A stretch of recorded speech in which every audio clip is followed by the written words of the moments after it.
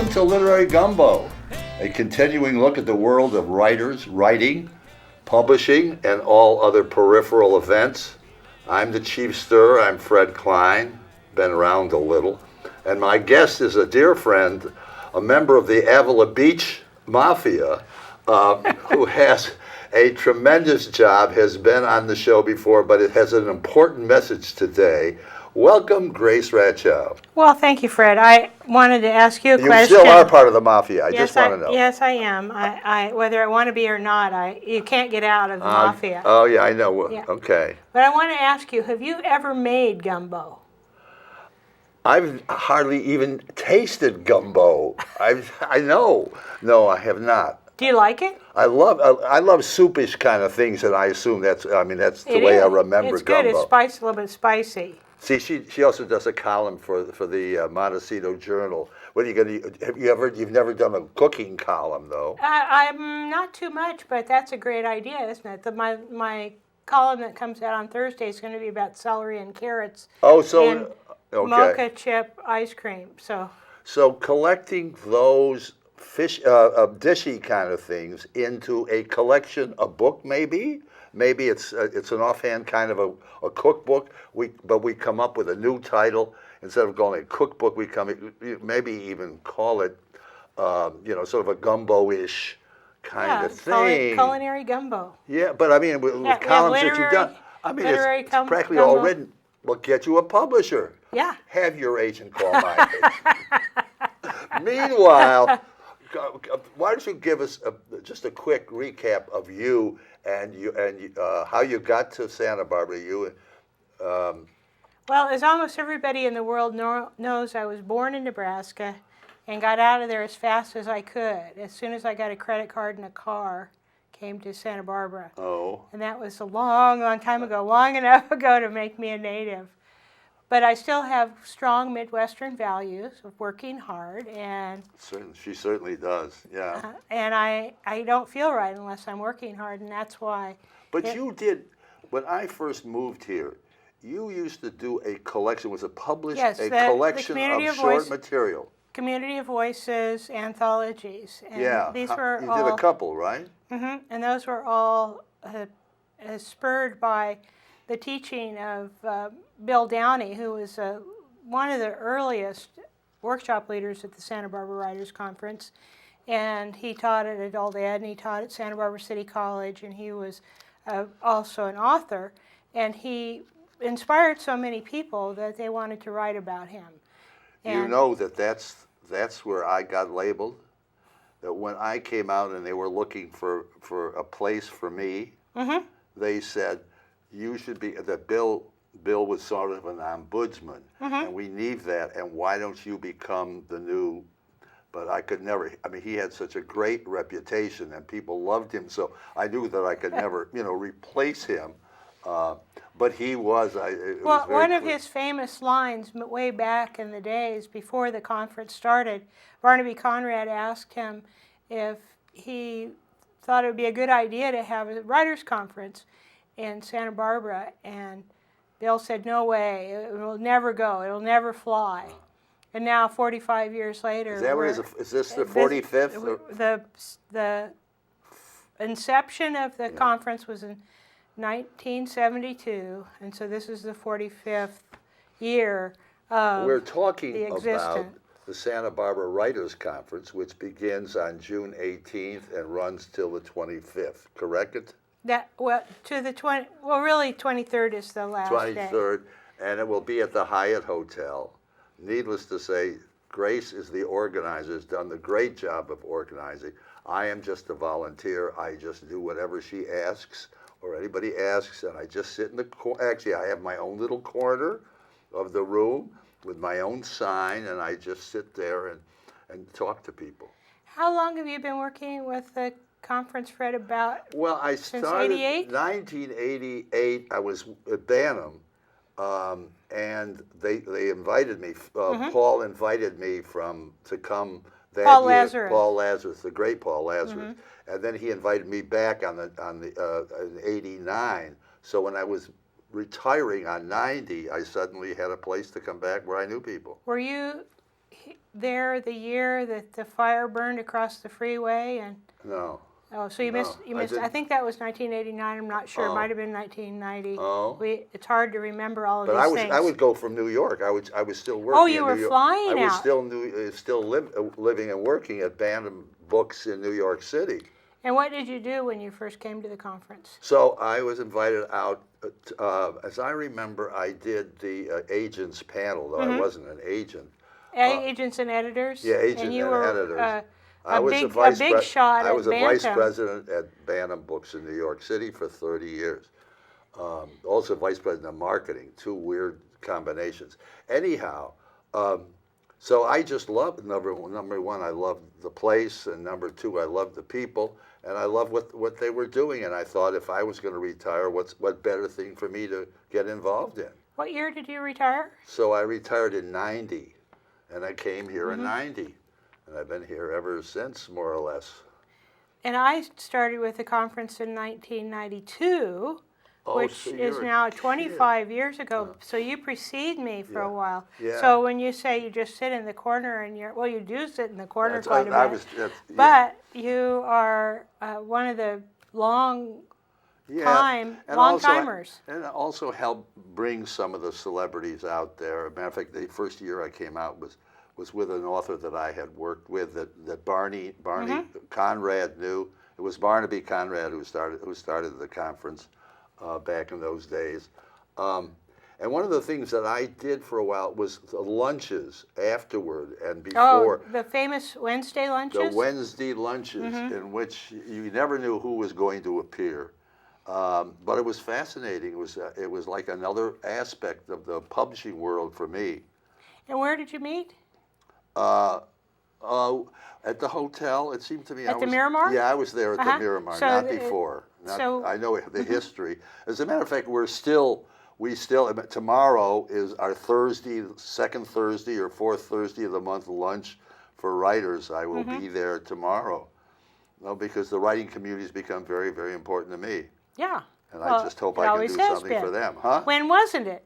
Yeah, that's a good question. But so it began. I guess who's interviewing whom here? Well, Fred? In this case, it's since I know a little. I don't think that I am. I'm trying to provoke. It's good, but isn't it fun to be interviewed a little bit? Oh yeah. Somebody was saying why am I not on that side? Yeah. See. I don't think I'm shy. No, not at all. And also, sometimes they tell me I'm a little too pushy, so don't let me be pushy with you. Well, one of the things Avila Beach Mafia. One of the things that's really great about the Santa Barbara Writers Conference is the fact that it has been around for 45 years, and you can't help but talk about all of the great things that have already happened. Right. And the conference itself builds on that. For example, back in the 80s, Fannie Flagg came to the conference as a student. She was tired of being a TV star and wanted to write, and she didn't think she could because she has dyslexia, and she didn't think that would ever be able to take her to a place where she could stay there a second. Put a book together. Do you know that Paul Lazarus got me involved with the recording for the blind and dyslexic, and I was involved with a dyslexic organization for almost all those years. The coincidences abound. I was chairman of the board for about 3 years. Yeah. And the place is gone.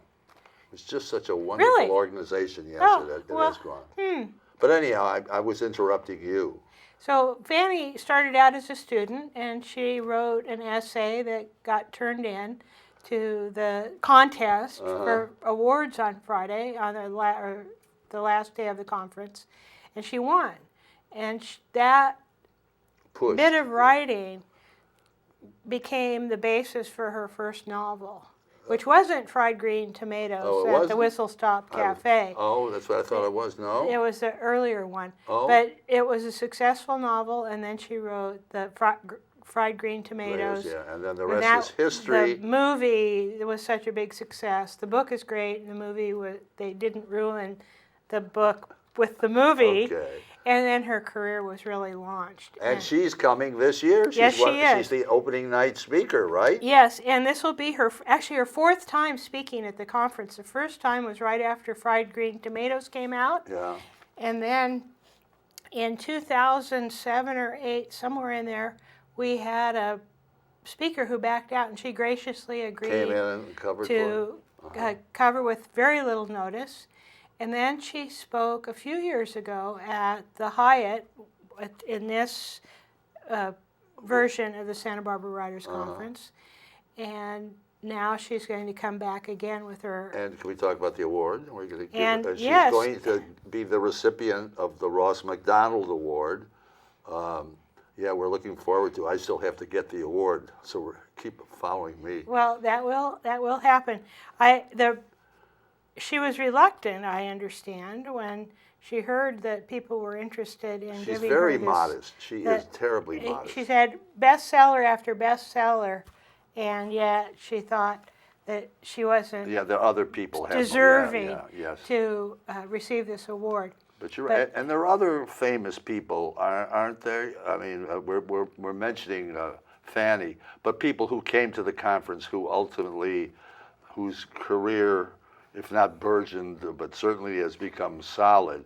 Well, there have been numerous. I'm trying to collect a list of people who had a beginning as a real beginner at the conference. Another one that comes to mind is Christopher Moore, who is a very successful author, bestseller, funny, and he writes quirky. Have you read any of his books? I read one of his books. Yeah, they're quirky and they're funny, and he's just the nicest guy.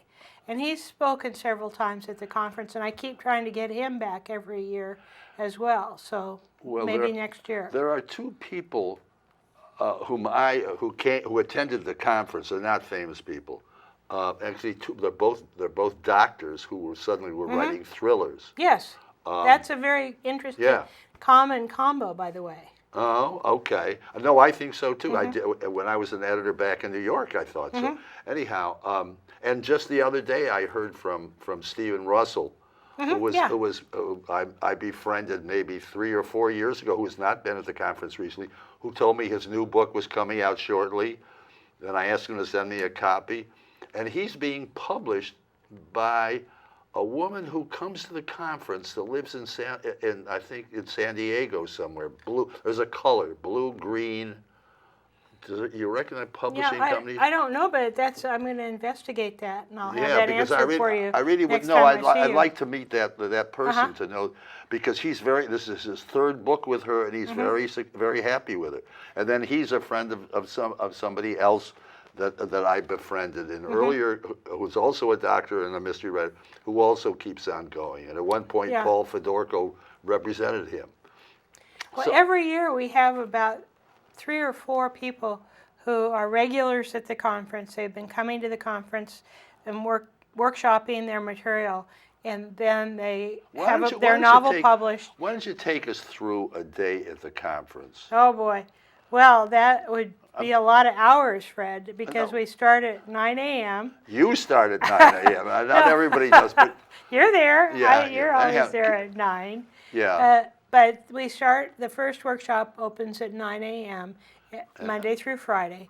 And so there's a morning workshop, a break for lunch, an afternoon workshop, and then either a panel or an afternoon speaker. The 4 o'clocks, as we call them.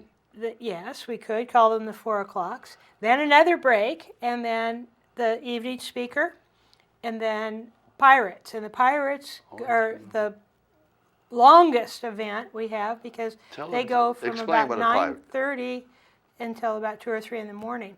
Originally, the students were meeting in their rooms. This was quite a while ago. They were meeting in their rooms and reading manuscripts back and forth into the wee hours of the morning.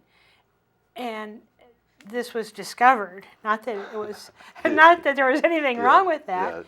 But we figured or it wasn't me at the time making the decisions, but what Mary Conrad decided was, if people were going to be up all night reading manuscripts, we might as well get a night owl workshop leader who could handle a wide range And who of, can listen to all those people. yeah, and it can read, it can get cite. very strange. The first few years, And long too. People at 2 o'clock in the morning, 3 o'clock in the morning. People would more just, than once. Yeah. The Dawn has had to close down the workshop so people could go get a new infusion of coffee and then come back for the 9 a.m. And we still are. You're workshops. still doing that. We're still right? doing that. Who's doing the workshops There now? are 2 pirate workshops right now. One is led by John Reed, who comes up from Oregon. Comes down from Oregon, I guess. Yeah. It depends on which side of the planet you are when you're describing it. Right. And there really is no up or down in the universe, so it's only the way we draw the map. Okay. And then Lorelei Armstrong, who comes from Hawaii, leads the other workshop. Actually, I've not lasted to the workshops. Yeah, I guess I'm too old now. I don't go to the. Sometimes I'll go in and get my last cup of coffee because there's free coffee in the pirate workshops, and I might go in and get my last cup of coffee when they begin. But I haven't stayed because I do need to. I always have work to do. Exactly. To go home, I have to work until right. 1 or 2 in the morning myself. Get a few hours of sleep, and come back. There's always things that come up, no matter how much you get it done ahead of time. And she does. You have to. And I must tell you, and she knows it, that the hotel has been terrific. Yeah, working with a hotel. The Hyatt is a lovely old hotel, and they call themselves Hyatt Centric. And I asked just recently, what the heck does that mean? Yeah, it's kind of a funny word, centric. Well, it turns out that the Hyatt has a lot of hotels that are, they built the hotel, they built the building. It's a modern, regular hotel. And then others, they've But sometimes they'll take over a hotel that has existed in a community for many years. And if you go to the Hyatt, there are photographs down the hallway of the other places. The history. And you talk about the Santa Barbara Writers Conference having a long history. The Hyatt's history of that building is much longer. And that it's a Spanish revival classic building. But still and they've renovated it. It's quite up to date in most cases, and they continue to update it. But I live across the street from it. Yeah, so, you don't have to. I see it as a. You don't have to pay $38 a night parking. No. But since I'm a volunteer, as opposed to somebody, getting money for like the workshop leaders do. Tell them what kind of workshops that we have, because I'm hoping we can sell a few other people on attending this year. There are 29 workshop leaders this year. 29. Yeah. Okay. Now they aren't all going at the same so time. my friend Jerry is coming back. Jerry Camarino Dunn is going to come back for 3 days, and he's coming back for 3 days. 3 days this year. That was his choice, not mine. No, I know, because he didn't come last year. He just thought. He had some other obligations last year. Terrific. Yeah, so I've been in his like workshop. A top-notch travel writer. Yeah. He's National Geographic and all of that. Yeah. Very down to earth, but he is Melody coming back? Melody Johnson Howe? Melody says she is. So we'll see if that really happens. Because she's also terrific in mystery, doing mystery. Oh, she's a lovely. Well, I've interviewed her on her books. There are. Yes, I want to know some of the other. Where 2 people. Do I have a copy of that? I'll give you one. I don't think I have a copy of that. No, but you work out of it now. No, I've got more. Oh, good. I don't come unprepared. Yeah, well, all right, because I don't know who the nighttime speakers are. I don't know the 4 o'clocks. This brochure is a fold-out brochure. Oh, I know. And it was invented by Ernie Witham, who's the humor workshop leader. And who He's does also the print? Who prints everything? Graphic design. Absolutely. But we have 2 workshop leaders who were speakers at the conference, and they're coming. Jervy Turvalon, who is coming, and he's going to be doing a workshop on memoir. And Gar Anthony Hayward is going to be doing a workshop. He writes suspense and kind of crime and mystery and kind of dark things. Guy Hayward? Gar Hayward? Gar. So I don't know if it's short for anything. Yeah, but it's H-E-Y or H-A-Y? His Oh, okay. his Never mind the Gar Anthony Haywood. spelling. Yeah.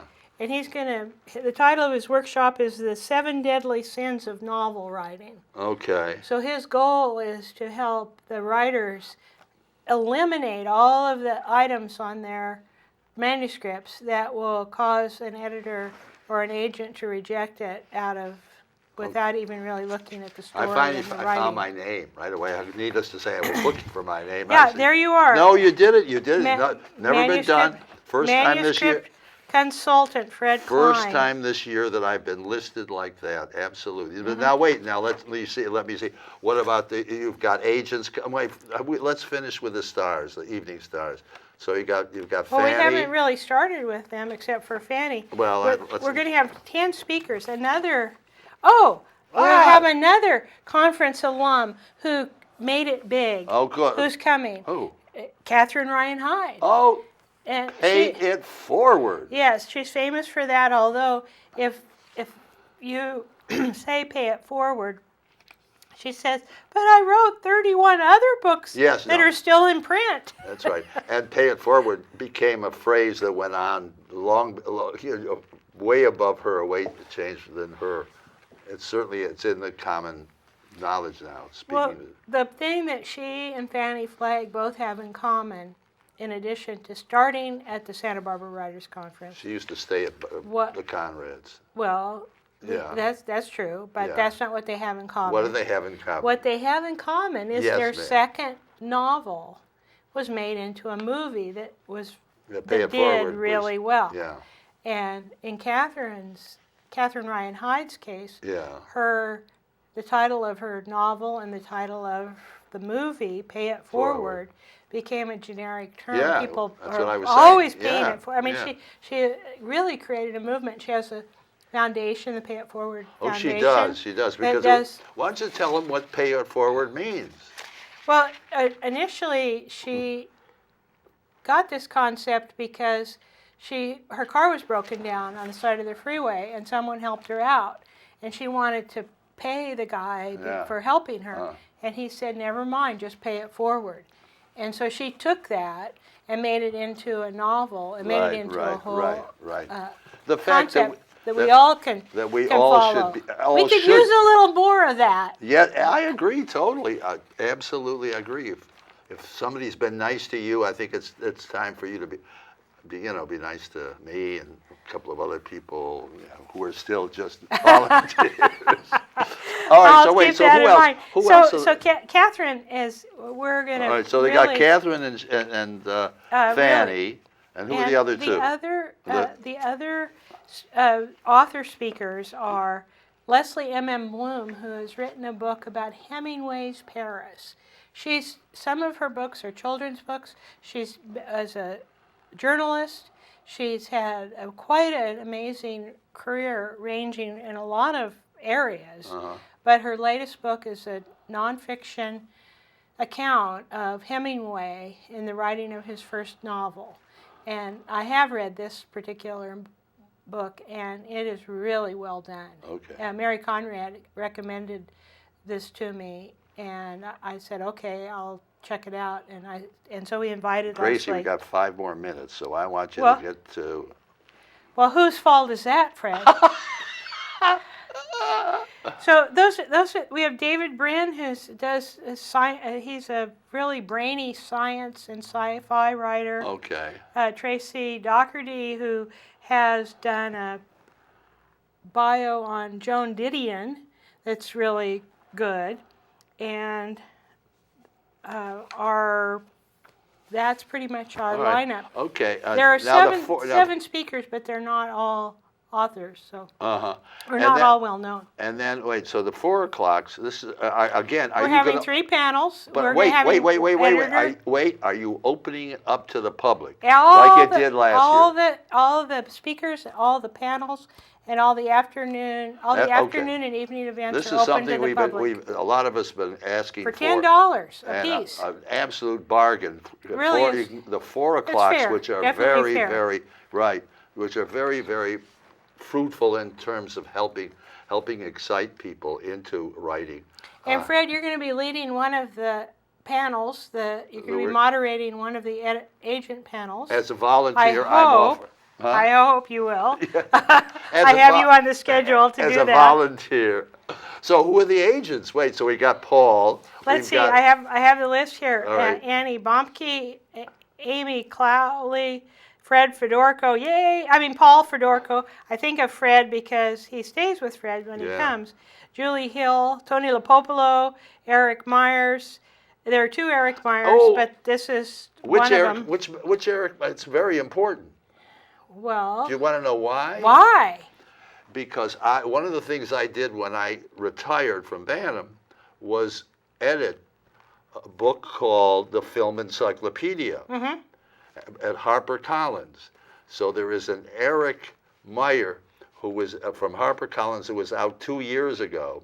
That's a different one. This That is not the. yeah. It's not the Yeah, HarperCollins one. but they Oh, know God. each other, Oh, so they do? it's a small Because world. he did something on his own, or not on his own, he had to do it with you, but because he really is, he's more of an editor than he is an agent.